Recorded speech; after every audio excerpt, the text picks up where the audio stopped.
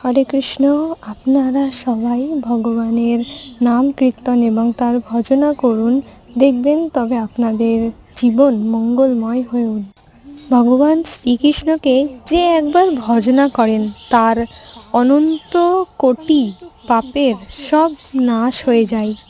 তাই আপনারা ভগবানের ভজনা করেন এবং এখন থেকেই শুরু করেন ভগবানের ভজনা করা, কারণ পরে সময় থাকবে না, সময় থাকলেও কোনো উপায় থাকবে না।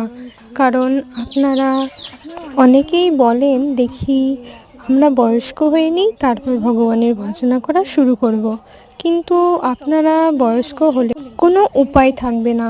কারণ বয়স হলে অনেকে কথা বলতে পারে না ঠিকমতো, ভালোভাবে চলতে পারে না। তবে আপনারা কিভাবে ভগবানের নাম কীর্তন করবেন, ভজনা করবেন, তার এজন্য সময় থাকতে করুন। হরে কৃষ্ণ।